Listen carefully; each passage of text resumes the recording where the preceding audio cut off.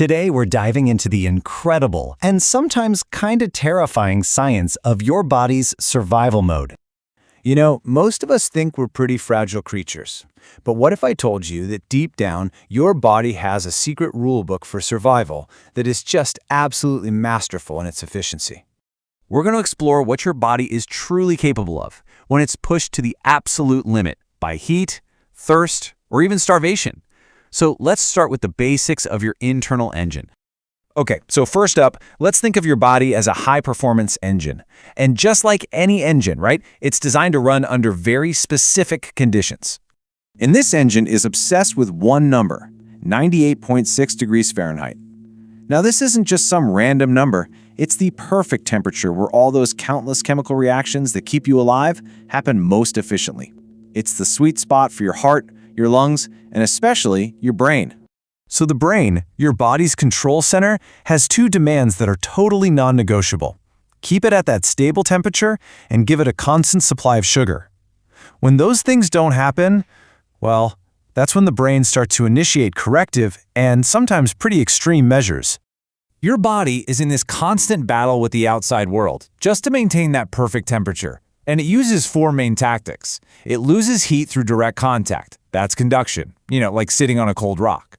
It loses heat to moving air or water. That's convection. It gains heat from the sun. We call that radiation. But its number one weapon for cooling down is evaporation, which of course we all know is sweat.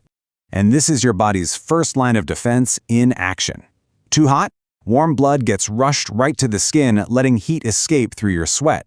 Too cold? You shiver. And shivering isn't just some annoying twitch, it's your muscles intentionally spasming to generate waste heat, a desperate attempt to keep that internal engine from stalling out. But this system has a pretty big vulnerability. What happens when your coolant, your water, starts to run out? Yeah, this is where survival mode gets truly gritty. Back in 1905, a man named Pablo Valencia was lost in the Arizona desert for 8 days. The account of his rescue is just harrowing. One report described him like this. It said his lips had disappeared as if amputated, leaving low edges of blackened tissue. I mean, wow, that is the brutal reality of what happens when your body runs out of water. And it starts sooner than you might think. Losing just 1 liter of water is enough to kick off the process. Your saliva and your mucus become thick. Your tongue might literally stick to your teeth. Your eyes stop making tears. It's your body just desperately trying to hold on to every last drop of moisture. And this water loss has a really dangerous effect on your blood. Get this. In one study of dehydrated athletes, their blood viscosity, basically how thick it is, increased by a staggering 36%. So the crucial point here is that your blood literally turns to sludge. Your heart has to strain so much harder just to pump it through your veins, putting you at a huge risk of circulatory collapse. But here's the absolutely mind-blowing part. Your body has a secret survival hack. When you're starving and dehydrated, it starts burning its own fat for fuel. And here's the magic trick. For every 10 kilograms of fat it metabolizes, it creates about 10.7 liters of metabolic water as a byproduct. It's like a slow-motion internal IV drip, and it's very likely what kept Pablo Valencia alive. So, the body can make its own water in a pinch, which is amazing. But what happens when the fuel itself runs out? Well, this brings us to the final crisis, starvation. You see, your readily available sugar reserve, called glycogen, is actually tiny. It gets depleted in just 1 to 2 days of fasting. And after that, your internal engine is forced to switch its fuel source.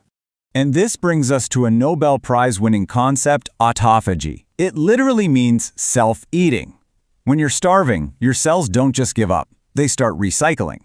They break down old, damaged, or non-essential components to create energy. It's exactly like a ship's crew burning the furniture just to keep the engines running. And this is where you see the absolute genius of the system. Fat tissue gets broken down by the liver into something called ketones, which are then sent directly to the brain as an alternative fuel source. This is such a crucial adaptation.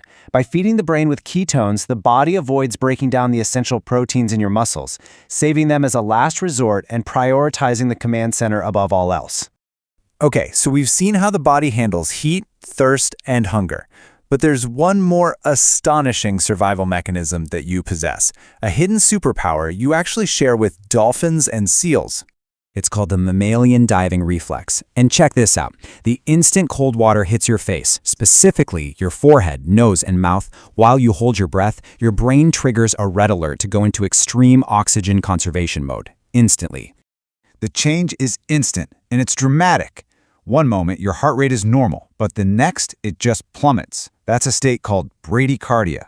At the exact same time, blood flow that was going everywhere is now redirected. The vessels in your limbs constrict, shunting all that precious oxygen-rich blood away from your arms and legs to the only two organs that matter for immediate survival, your brain and your heart. I mean, from cells that eat themselves, to an internal IV drip made from your own fat, to a built-in diving response that mimics a sea creature, your body is an extraordinary survival machine. So it kind of makes you wonder, how fragile are you really?